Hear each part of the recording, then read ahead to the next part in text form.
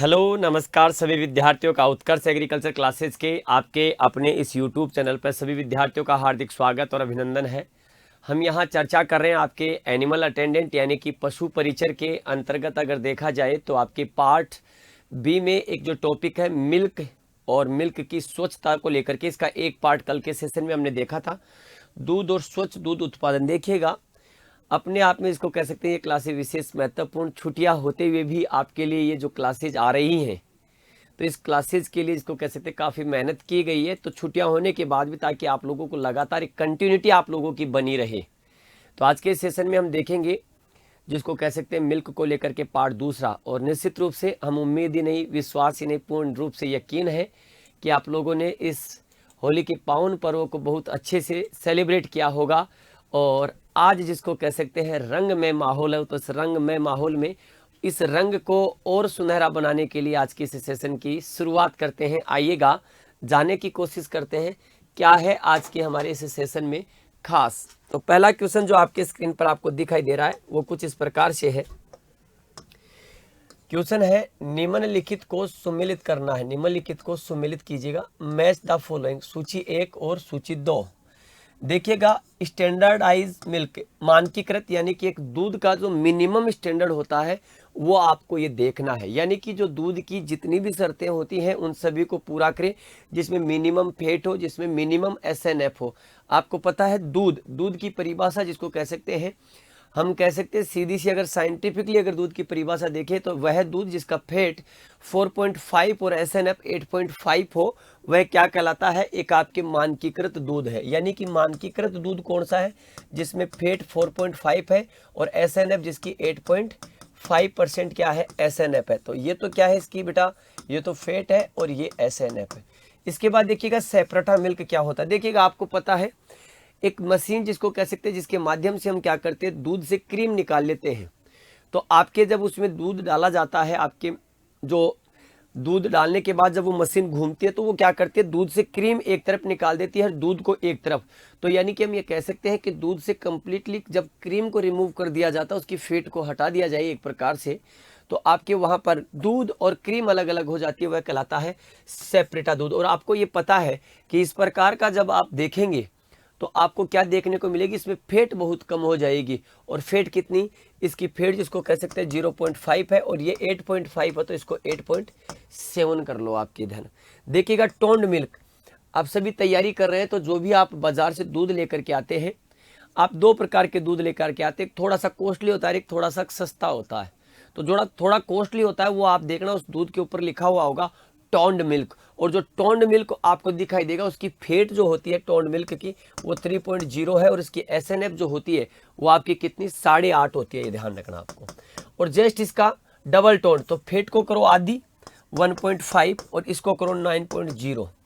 तो अब यहाँ पर देख सकते हैं इसके साथ मैच करो, मानकीकृत दूध 4.5 और 8.5 ये रहा मानकीकृत के साथ, 0.5 और 8.7 ये रहा सेपरेटा के साथ, 3.0 और 8.5 ये रहा टोन्ड मिल्क के साथ, और डबल टोन जिसको कह सकते हैं आपके ये रहा जिसको कह सकते हैं आपके एक में।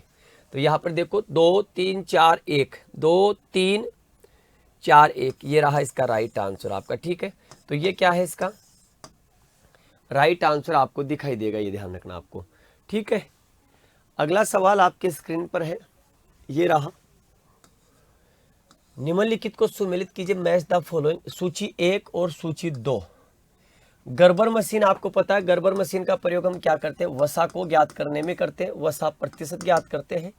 कोल्ट ऑन बॉइलिंग, इसे हम सीओबी कहते हैं, क्या कहते हैं, कोल्ट ऑन बॉइलिंग, सीओबी के नाम से जानते हैं।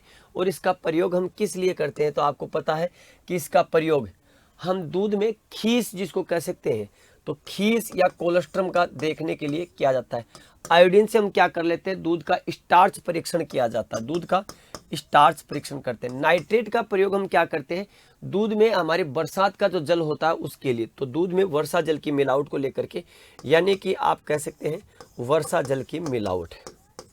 यहाँ देखिएगा गर्बर टेस्ट, दूध में खीस की उपस्थिति ज्ञात करने के लिए सीओबी किया जाता है आपके क्लॉट ऑन बॉइलिंग। तो ये रहा क्लॉट ऑन बॉइलिंग। देखिएगा दूध में वसा की उपस्थिति ज्ञात करने के लिए क्या किया जाता है, गर्बर टेस्ट किया जाता है, ये रहा गर्बर टेस्ट।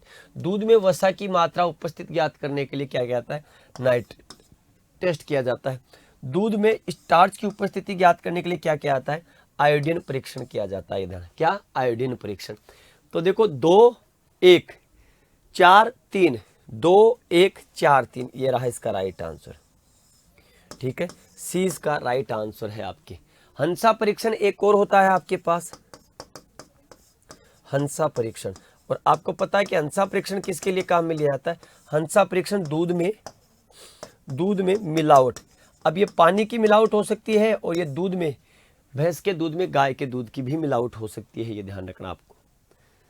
अगला देखो, दूध का हिमांक कितना होता है? दूध जिसको कह सकते हैं कितने आपके तापमान पर आपके जमता। देखिएगा पानी के लिए अगर हम बात करें, पानी के लिए बॉइलिंग पॉइंट, पानी के बॉइलिंग पॉइंट की बात करते हैं तो हम करते हैं कि साहब 100 डिग्री पर बॉइल होता है। और पानी के अंतर्गत अगर हम बात करें कि उसकी फ्रीजिंग पॉइंट क्या है, उसका फ्रीजिंग, तो फ्रीजिंग कितना होता है? 0 डिग्री से। लेकिन मिल्क का क्या है? अगर यहाँ पर देखेंगे तो 101 डिग्री सेल्सियस पर वो आपको क्या होगा? 101 यानी कि 101 डिग्री सेल्सियस तापमान पर दूध क्या होता है? बॉयल होता है, उबलता है। ये ध्यान रखना आपको। खद खद खद खद खद खद जो करता है वो किस पर करेगा? आपके इसको कह सकते हैं, कई बार नहीं, घर वाले नहीं कहते कि भाई दूध उखरगो। दूध उखरवा को मतलब कहीं हो, दूध उखरवाड़ो मतलब यो कि दूध जी बर्तन रे माँ आप गर्म कर रहा भी बर्तन रे उबल और भी बर्तन रे बाहर न गिर गो। इरो मतलब कहीं और भी का तापमान जो को 101 डिग्री 101.5 जो को तापमान चाहे हो भी उबलवा के लिए, अब तापमान 12,000 कहीं है, आपने 12 तापमान निकल गो, तो वो अगर तापमान ने क्रॉस कर जाए कोई तापमान, तो फिर दूध कहीं है भी बर्तन के माए नहीं रुके। तो यानी कि अगर हम सीधी बात में बोलें तो हम कह सकते हैं कि दूध का उबलना 101 पर और दूध का फ्रीज होना -0.52 से लेकर के -56 तक। तो यहाँ पर ये रहा। तो आपके ये तो क्या है? दूध का अपेक्षित घनत्व 1.028 से लेकर के आपको पता है कि 1.30 तक। ये तो आपके काऊ मिल्क जो होता है उसमें आपको देखने को मिलती है उसकी डेंसिटी। अगर भैंस के दूध में अगर आप देखोगे तो आपको कहाँ दिखाई देगी? यहाँ पर दिखाई देगी आपके भैंस के दूध में। ठीक है, तो यहाँ पर क्या है राइट आंसर आपका? सी -56। ये ध्यान रखना आपको।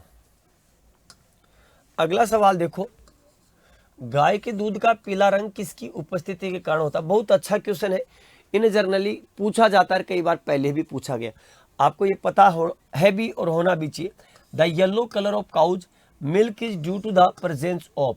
अगर हम इसकी बात करते हैं कि आपके गाय के दूध का पीला रंग किस वजह से होता है, तो यहां देखो, जो भी हम पीलापन देखते हैं, जो भी पीलापन हम देखते हैं वो किसकी वजह से होता है? विटामिन ए की वजह से। और आप विटामिन ए का पूर्वगामी देखते हो कैरोटीन के सेंस में। देखिएगा लैक्टोज, लैक्टोज जो होता है इसे आप दूध का मीठापन, दूध की कार्बोहाइड्रेट कह सकते हो। इसे ये क्या है? तो ये दूध की कार्बोहाइड्रेट है, ये ध्यान रखना आप, दूध की कार्बोहाइड्रेट। ठीक है, अगर आप केसिन की बात करोगे तो केसिन दूध की प्रोटीन है, ये ध्यान रखना। और इसकी वजह से रंग कैसा होता है? सफेद।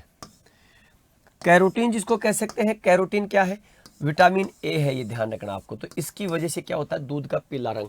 लेकिन भैंस में अगर आप पूछोगे तो भैंस के दूध का रंग सफेद होता है। ठीक है, भैंस के दूध का रंग सफेद। ठीक है, वो किसकी वजह से? केसिन की वजह से। तो राइट आंसर आपका यहाँ पर सी आपको दिखाई देगा। ठीक है, अगला देखो क्वेश्चन, दूध में लैक्टोज की स्पेसिफिक ग्रेविटी क्या है?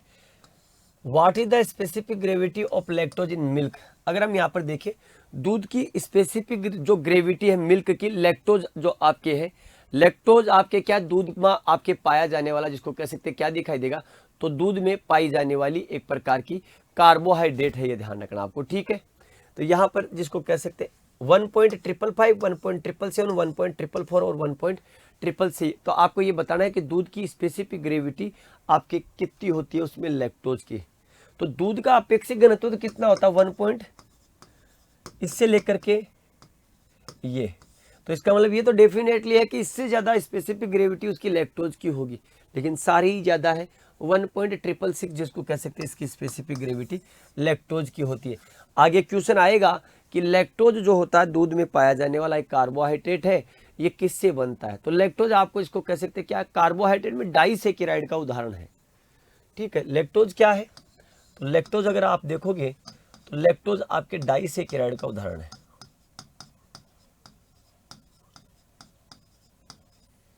डाइसेकेराइड का उदाहरण, तो यहाँ पर इसका राइट आंसर डी है।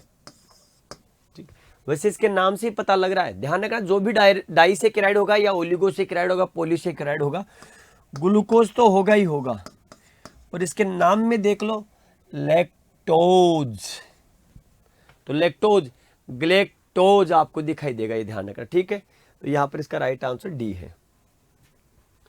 और लो याद किया, आपके सामने हाजिर है, दूध की प्रमुख शर्करा लैक्टोज किससे बनी होती है? What is lactose the main sugar of milk? तो दूध में पाई जाने वाली शर्करा अगर आपसे पूछ ले कि दूध की शर्करा, ठीक है, अगर आपसे पूछ ली जाए कि दूध की शर्करा, तो दूध की जो शर्करा है वो क्या है? लैक्टोज ही है दूध की शर्करा, ये ध्यान रखना आपको।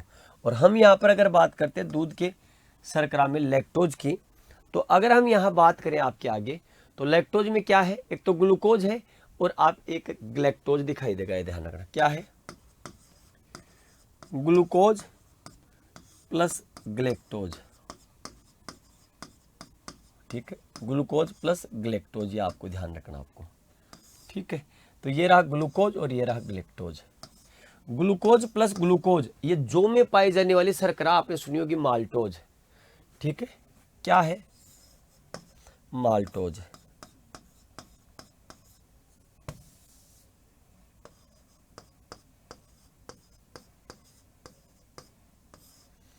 माल्टोज, तो ये आपको माल्टोज दिखाई देगी।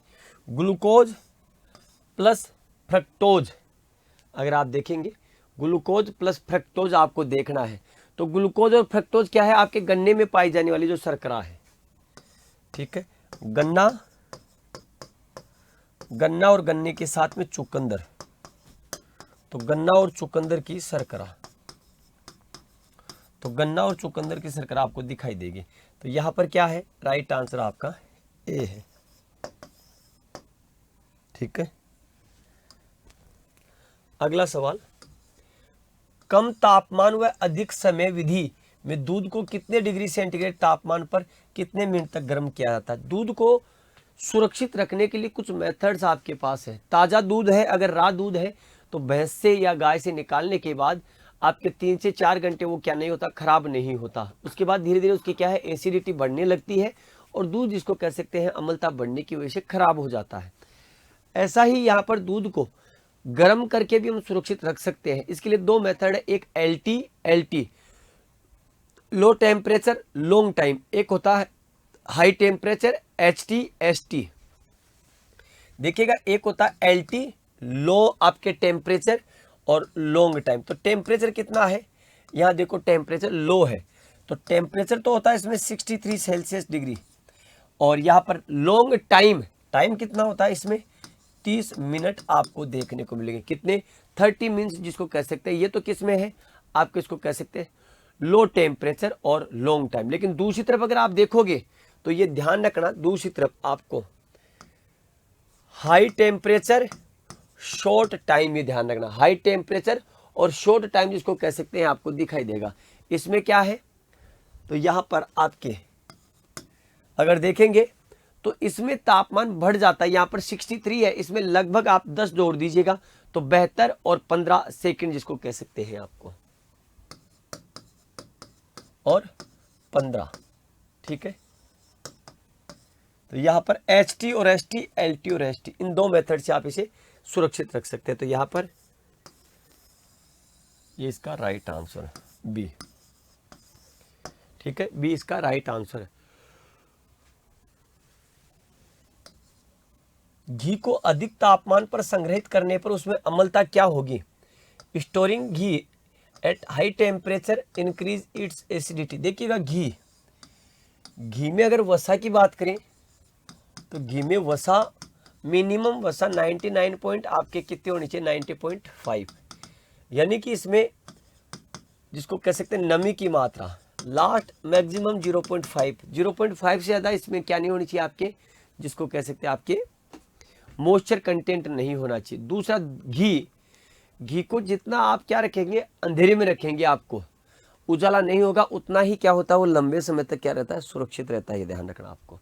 तो अपरिवर्तित रहती है उसकी अम्लता, या घट जाती है अम्लता, या बढ़ जाती है अम्लता, या पहले घट करके फिर बढ़ती है। तो हाई टेम्परेचर पर स्टोर करने पर आपके दूध की क्या बढ़ जाती है, अम्लता बढ़ जाती है। ये ध्यान रखना आपको, क्या है, अम्लता बढ़ जाएगी। ठीक है, घी की आपके क्या हो जाएगी, अम्लता। दूध की अम्लता तो 0.12 से 0.14 के आसपास नॉर्मली आपको दिखाई देती है। ठीक है, अगला देखो, बकरी के दूध में कुल ठोस पदार्थ और एसएनएफ की मात्रा कितनी प्रतिशत मात्रा पाई जाती है, total soluble solids and solid not fat. What is the total percentage of total solids and SNF found in goat milk. 14.33 solid आपके इसको कैसे टीएसएस, और आपके एसएनएफ 8.10, 18.30% टीएसएस और एसएनएफ 7.5, 13.39 टीएसएस और एसएनएफ 9.25, और 13 आपके टीएसएस और एसएनएफ कितना है 8.75, जिसको कह सकते हैं आपको क्या दिखाई देगा, एसएनएफ जिसको कह सकते हैं आपको दिखाई देगा। ये ध्यान रखना आपको। ठीक है, तो अब आपको यहाँ पर बताना है कि बकरी के दूध में जिसको कह सकते हैं क्या हो सकता है। तो देखिएगा 7.5, ये तो एसएनएफ हो ही नहीं सकता। ठीक है, अब यहाँ पर अगर देखें तो बकरी के दूध में क्या है, टीएसएस कम है। ठीक है, और एसएनएफ 8.75, एसएनएफ भी बढ़ी हुई। और इसीलिए अगर आप देखेंगे तो बकरी का जो दूध होता है, ठीक है, इसीलिए अगर आप देखेंगे तो बकरी का दूध जिसको कह सकते हैं छोटे बच्चों के लिए क्या माना जाता है, सूटेबल, क्योंकि इसमें फैट कंटेंट भी लो हो जाता है, फैट भी कम होती है। दूध में इसको कह सकते हैं एनएसएफ बढ़ा हुआ होता है, एसएनएफ, इसलिए आपके क्या है, बच्चे को ज़्यादा नुकसान नहीं, बच्चे के लिए फायदेमंद है आपके बकरी का दूध। तो यहाँ पर इसका टीएसएस टोटल सोल्यूबल सॉलिड्स कितना है, 13%। ठीक है, और यहाँ एसएनएफ सॉलिड नॉट फैट, तो एसएनएफ कितना है, तो 8.75। ठीक है, 8.75%। तो इसका डी राइट आंसर है आपका। अगला सवाल, गाय में दूध उतारने में किस हार्मोन का प्रयोग किया जाता है। Which hormone is use in cow to let down milk. ठीक है, मिल्क लेट डाउन बोलते हैं इसको, milk let down, milk let down. तो मिल्क लेट डाउन की जब हम बात करते हैं तो यहां देखो, पीयूष ग्रंथि जो होती है, पीयूष ग्रंथि का जो पश्चिम भाग होता है वहां पर क्या होता है, जैसे ही मादा का आपके नवजात बछड़ा उसके स्तन को छूता है, टीट को छूता है, तो वहां से उसकी सीधा सीधा एक सेल के माध्यम से मैसेज आता है आपके पीयूष ग्रंथि में। पीयूष ग्रंथि जो आपके हाइपोथेमाइल जो आपके सेल होती है, जो ग्रंथि होती है, उसको क्या करती है, मैसेज। और हाइपोथेमाइल जो ग्रंथि है वो क्या करती है, आपका संकुचन करती है, सिकुड़ती है, दबाव पैदा करती है, किस पर, एल्वेली पर। तो एल्वेली पर जब दबाव प्रेशर जनरेट किया जाता है तो एल्वेली से आपके वहां पर क्या है, जिसको कह सकते हैं शुरुआत होती है दूध की। तो आपके दूध एल्वेली में है। वास्तव में दूध जो है पशु के अंतर्गत दूध के रूप में थोड़ी होता है, वो तो ब्लड है। तो वहां पर हाइपोथेलाइली जो सेल है उसकी वजह से प्रेशर जनरेट हुआ आपके एल्वेली में, और एल्वेली में जनरेट होने पर आपके वहां से सर्कुलेशन होता है जो आपके नीचे की ओर आएगा। ये ध्यान रखना। ठीक है, आपके नीचे जिसको कह सकते हैं सिस्टर्न, जिसको कह सकते हैं आपको अडर, वहां से होता है, इसको कह सकते हैं मेजर डक्ट से होता हुआ आपके नीचे की तरफ आएगा, उसके अडर में आएगा, अडर से फिर आपके किस में आएगा, टीट कैनाल में आएगा, टीट कैनाल से होता हुआ अंत में टीट ओरिफेस से क्या निकलता है, वो बाहर निकलता है। टीट ओरिफेस का मतलब होता है थन का जो आपके छिद्र होता है स्तन का, उससे बाहर निकलता है। लेकिन कौन जिम्मेदार है, पीयूष ग्रंथि, ये ध्यान रखना आपके। तो यहाँ पर पीयूष जो ग्रंथि है वहां से क्या जनरेट होगा, फिर आपके वहां से जनरेट होगा ऑक्सीटोसिन हार्मोन। ठीक है, ऑक्सीटोसिन हार्मोन।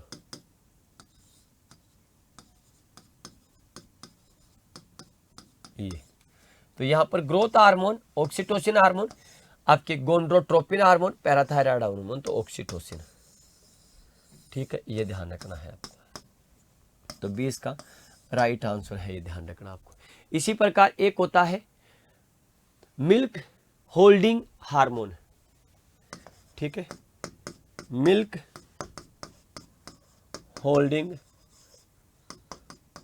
हार्मोन, ठीक है। और मिल्क होल्डिंग हार्मोन की जब हम बात करते हैं तो यहाँ पर मिल्क होल्डिंग हार्मोन में आपको देखना होगा एड्रेनलिन हार्मोन का सिक्रेशन होता है, ये ध्यान रखना आपको, ठीक है, एड्रेनलिन,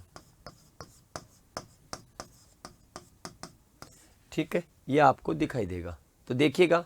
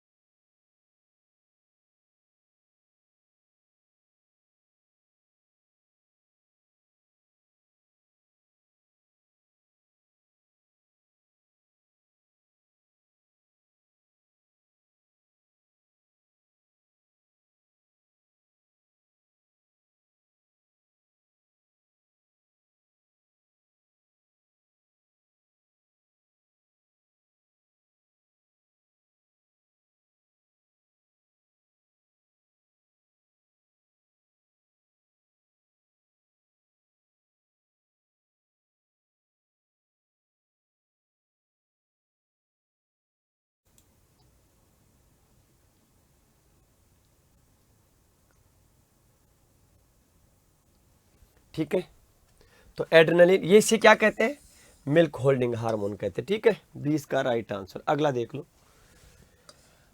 राष्ट्रीय डेयरी अनुसंधान संस्थान स्थित है, national dairy research institute is located at, Karnal में, बरेली में, पंतनगर में, बीकानेर में। पंतनगर में क्या है, तो पंतनगर में भारत का प्रथम कृषि विश्वविद्यालय, क्या है यहाँ पर, प्रथम कृषि विश्वविद्यालय है।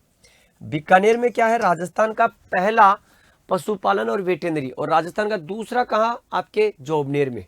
तो यहाँ पर बीकानेर में क्या है, तो यहाँ पर आपको ध्यान रखना एनिमल हस्बेंड्री के पर्पज से प्रथम पशुपालन व डेयरी विश्वविद्यालय, पशुपालन व डेयरी विश्वविद्यालय बरेली, यहाँ पर करनाल में NDRI, national dairy research institute, it established in 1923, और उस समय ये बेंगलुरु में स्थापित थी, ये ध्यान रखना, ठीक है।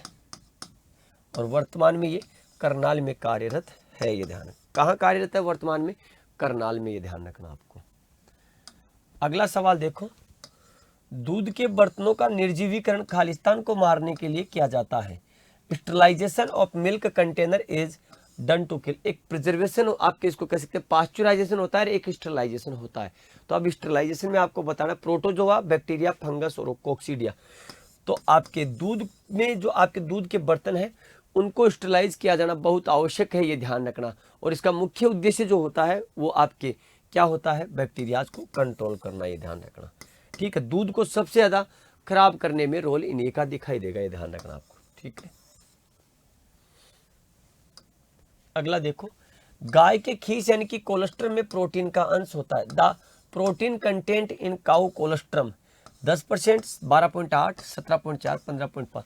गाय के कोलेस्ट्रम में आपको क्या बताना है, प्रोटीन का अंश बताना है कि गाय के कोलेस्ट्रम में प्रोटीन कितना होता है, ध्यान रखना आपको।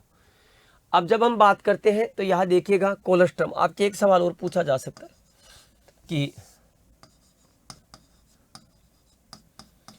नवजात पशु को कोलेस्ट्रम यानी कि नवजात पशु को खीस